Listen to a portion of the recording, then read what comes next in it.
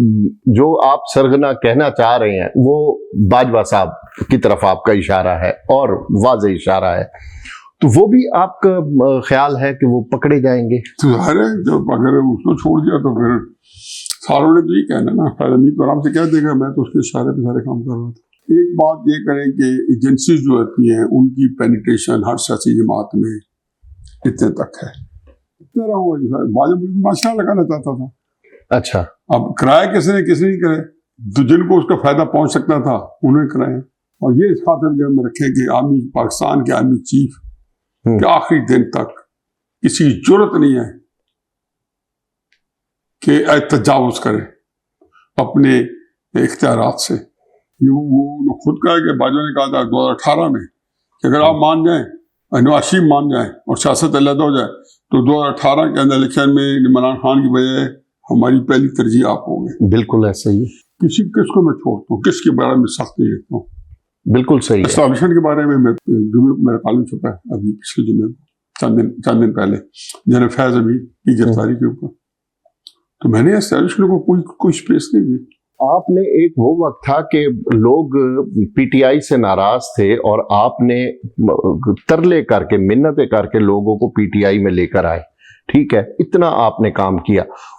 PTI से ये कुर्बतें, ये फासले, इस पर कोई बात करेंगे? नहीं, मैं तो पीटीआई के लिए पीटीआई ने मुझे कभी फैसिनेट नहीं किया था, किसी सियासी जमात ने भी फैसिनेट, सिर्फ एक फर्द वाहिद था। फर्द वाहिद नहीं, मेरा बड़ा बचपन का साथी था, मेरा फर्स्ट कजन है, मेरी उसकी सही, मैं उसकी मेरी बड़ी लाइकिंग थी सियासत के आने से पहले, ठीक है, हम बड़ी कुर्बत थी, मेरी फैमिली मेंबर था, बिल्कुल मेरा खून था मेरे, तो मैं समझता था कि मैं उसे कंट्रीब्यूट कर सकता हूँ या उसको किसी की बात में मशवरा दे सकता हूँ, वो देता रहा। और नुकसान के हो रहा है तो उसे बता देता था या कोशिश करता था कि वो नुकसान ना हो उसे। फिर कौन सी ऐसी वजह थी कि आपको राहें अलग करना पड़ी? ऐसी जगहों पे जब अलहदी होते तो उसकी वजूहात होते हैं ना, वो कोई ऐसे नहीं होती कोई पब्लिक किया जाए, बस ठीक है, हो गया। अच्छा, एक टाइम था जब मैं था तो भी मैंने कोई अल्फाज नहीं चबाए थे, और जब अलहदी हो गई तो क्यों मैं पब्लिक के अंदर खुद रह रहा था, अच्छा, मीडिया पे या कॉलम के लिहाज से बुला रहे कि मैंने भी वो बताना है कि भाई आप एक चीज मौकफ है, तो मैं बताता ना अपने कॉलम में कि भाई नहीं, एक तो आपके कॉलमों में जो आप बोलते थे वो तो इंतहाई सख्त और मुखालफाना कॉलम होते थे आपके।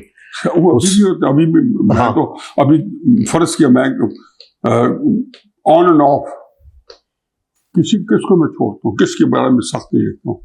बिल्कुल सही। एस्टैब्लिशमेंट के बारे में मैं चंद दिन पहले जुम्मे को जो मेरा कॉलम आया, बिल्कुल, जनरल आसिम फैज हमीद, ये जो जुम्मे को मेरा कॉलम छपा है अभी पिछले जुम्मे को, चंद दिन पहले जनरल फैज हमीद की गिरफ्तारी के ऊपर, तो मैंने एस्टैब्लिशमेंट को कोई स्पेस नहीं दी।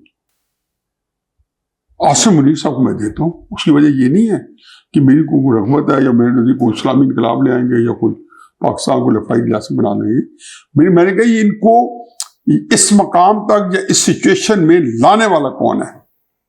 वो तो लेफ्टिनेंट जनरल थे। लॉन्ग मार्च क्यों किए गया उनके खिलाफ, क्यों उनके खिलाफ मौदाना प्रोपेगेंडा किया गया, क्यों तरीके से बताया गया कि मुझे कत्ल किया गया तो 4 बंदे मुजरिम हो गए, क्या कसूर किया था उन्होंने? अब दो चीजें तो वो है ना, एक तो अरशद शरीफ शहीद का कत्ल और दूसरा ये जो इमरान खान पर हमला हुआ है उसकी वो कहते हैं कि हकीकत वाज़ेह हो जाएगी जब बयानात सामने आएंगे, तो इस बारे में आपका क्या ख्याल है? हाथ मिलाने में क्या हर्ज है, ठीक है, आपने कह दिया, मैं ही कह रहा हूँ, पता चल जाएगा। अब पता चल जाएगा, फिर तो पता चल जाएगा कौन कत्ल करना, ठीक है, ये सारी चीजें सामने आएंगी। अच्छा, अरशद शरीफ भी सामने आएगा और इमरान खान पे गोली भी सामने आएगी। तो बाजवा मुल्क में मैं वैसे मजाक कर रहा था, ये होगी बाजवा मुल्क में मैंने ये तुम्हें लिखता रहा हूँ, बाजवा मुल्क में माशा लगाना चाहता था। अच्छा, अब कराया किसने नहीं कराया, तो जिनको उसका फायदा पहुंच सकता था उन्हें कराया। और ये इस खातिर जब में रखे कि आर्मी पाकिस्तान के आर्मी चीफ के आखिरी दिन तक किसी की जरूरत नहीं है कि तजावुज करे अपने इख्तियारात से। बिल्कुल। तो ये बहुत एक ऐसी चीज है कि इससे मुझे खतरा ये है कि शायद या कोई बच ना सके, कोई बच ना अब सके। खुदा ना खासा, अल्लाह ना करे ऐसी बसूरत हो, अगर पता चले कि ये ड्रामा था इमरान खान और फैज हमीद का। हाँ, ये कत्ल का इमरान खान पर हमला जो हमें अभी हमले को लेना, जी जी जी जी, ठीक है। हमला जो ड्रामा था, हाँ, और मिली भगत थी, फर्ज किया, ठीक है, ठीक है। मैं कहता हूं नहीं है, लेकिन अगर हो अगर हो तो इसका मतलब है कि तासो ये नहीं कोशिश की गई होगी कि गुजरांवाला का जो कोर कमांडर अगर कोई है तो वो इन्वॉल्व हो सकता है, ठीक है, चले। और फिर जो नाम दिए जा रहे हैं, तो इसका मतलब ये है कि इसका मतलब है कि इदारे के खिलाफ कोई बहुत बड़ा घिनौना खेल खेला जा रहा था। हाँ, तो इदारा अपनी तत्हीर तो कर रहे हैं ना, वो कोर कमांडर को भी और फलां को भी, ब्रिगेडियर्स को भी, मेजर जनरल भी, सारे वो अगले उनको सफाई हो रही है। सरगुना भी पकड़ा जाएगा। अच्छा, सरगुना, चले, एक जो आप सरगना कहना चाह रहे हैं वो बाजवा साहब की तरफ आपका इशारा है और वाज़ेह इशारा है, तो वो भी आपका ख्याल है कि वो पकड़े जाएंगे? तो ज़ाहिर है जब अगर उसको छोड़ दिया तो फिर सारों ने तो यही कहना ना, फैज हमीद तो आराम से कह देगा मैं तो उसके इशारे पे सारे काम कर रहा था। अलबत्ता ये जरूर होगा कि जब पोस्ट रिटायरमेंट की उसको जस्टिफिकेशन देनी शायद मुश्किल हो जाए, तो उसमें अप्रूवल बन जाएगा, ठीक है, कि मैं इमरान खान साहब के साथ मिलकर कर रहा था। बिल्कुल सही है। हो सकता है उसको, मतलब फौज के आप वर्किंग को मैं नहीं जानता हूँ, क्योंकि उनके कौन सा वो तरीक़ाकार इख्तियार करता है। हो सकता है कि पिछले 5-7 महीने 8वें साल में उन्होंने या चंद महीनों में फैज हमीद से यही बातें करवाई हों कि आप अब कहें कि जी मैं तो इदारे से बाला बाजवा का साहब का कोई ताल्लुक नहीं है, और इमरान खान साहब का मेरी एक मिली भगत थी जिसमें साकिब निसार भी शामिल थे। सर, और वो चलें, वो साकिब निसार साहब पर भी हम आते हैं, कई जजेस को फिर लपेटा जाए। जी जी, वो भी आते हैं।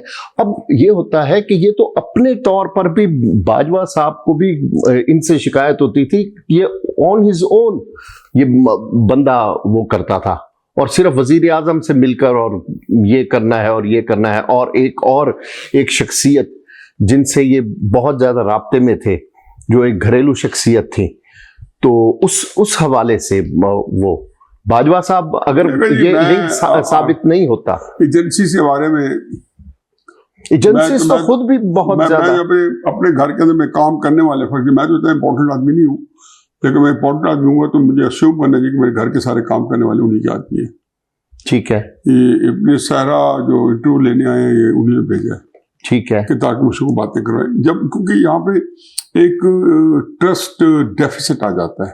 ठीक है, और हर बंदे खाइफ रहता है। पाकिस्तान की एजेंसीज जो हैं वो आम एजेंसीज में नहीं है, दुनिया की 3-4 बड़ी एजेंसीज में आती है। हाँ जी, बिल्कुल, तो बड़ी लिथल है, इसलिए ये मफरूजे जो हैं ये इनके अंदर जान होगी भी सही और डाली भी जा सकती है। अच्छा, चले, वो आपने एक बड़ी अहम बात की कि जब आफ्टर रिटायरमेंट इनका बड़ा रोल था, और इस वाले से 9 मई के हवाले से जनरल फैज हमीद के बारे में आपका क्या ख्याल है? क्या वो फॉल्स फ्लैग ऑपरेशन था, ये वाकई उसमें कुछ ना कुछ तो पार्टी की तरफ से? दो बातें लगा करें जी। एक बात ये करें कि एजेंसी जो होती हैं उनकी पेनिट्रेशन हर सियासी जमात में इतने तक है, ठीक है, हर जमात में। भुट्टो साहब को जब फांसी लगाई जा रही थी तो जो अभी जिंदा थे, तो ये बदकिस्मती है उनकी कि पीपल्स पार्टी की जो सारी क़यादत थी, मैं तो जिनके हाथ में जिनके कब्जा इस्तबदाद में पीपल्स पार्टी के जो कहना चाहिए कि सारे मामलात थे, भुट्टो साहब खुद तो फांसी के ट्रायल पहले हाई कोर्ट में लड़ रहे थे, फिर सुप्रीम कोर्ट में जी, तो वो सारे के सारे कंप्लाइंट हो गए जलजाला के साथ। ठीक है, या आपने देखा नवाज शरीफ साहब के सगे भाई जो हैं वो फौज का कितने कंफर्टेबल है। बाजवा साहब के साथ मैं तो नहीं मिलता रहा हूँ, बिल्कुल, इमरान खान के दौर में, बिल्कुल, हमेशा हर दौर में, बिल्कुल। मुशर्रफ साहब ने खुद शहबाज साहब फरमाते नहीं है कि मुझे 4 दफा वज़ीर आज़म की ऑफर की गई, किसी की गई, मुझे तो कोई नहीं करेगा ना। सही, ये शेख अब शहबाज नवाज शरीफ के भाई थे, बिल्कुल। और जब जद्दा में थे तो पता नहीं कि मुशर्रफ ने कहा कि आप आ जाए, मैं आपको अकोमोडेट कर लेता हूँ। ठीक है, ये वो खुद कहा कि बाजवा ने कहा था 2018 में कि अगर आप मान जाएं, नवाज शरीफ मान जाए और सियासत अलग हो जाए तो 2018 के अंदर इलेक्शन में इमरान खान की वजह हमारी पहली तरजीह आप होंगे। बिल्कुल ऐसा ही। तो जो सियासत के अंदर जिसको कहना चाहिए कि ये जो एजेंसी सी पेनिट्रेशन है ये तो मौजूद है।